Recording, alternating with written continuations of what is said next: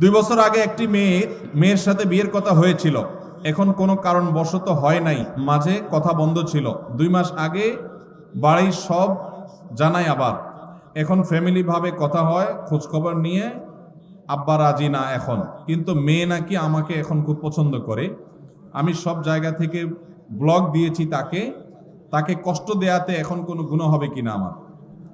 ভাইরা আমার, যদি কোনো কারোর সাথে বিয়ের আলাপ সালাপ হয়, কোনো কারণে পারিবারিক ভাবে কোনো কারণে বিয়েটা আর হলো না, তাহলে তার সাথে পরবর্তীতে ইনবক্সে, মেসেঞ্জারে, হোয়াটসঅ্যাপে ইটিশ পিটিশ আলাপ করা যাবে না যাবে না?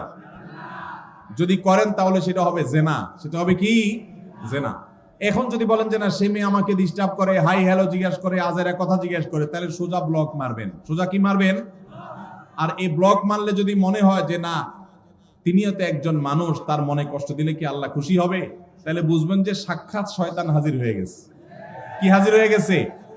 শয়তান হাজির হয়েছে। কারণ শয়তান আপনাকে মানবিক ভালো মানুষ বানানোর চেষ্টা করছে। আসলে এটা হলো নেক্সুরাতে ধোঁকা। আপনাকে আসলে শয়তান জেনার দিকে নিয়ে যেতে চায়।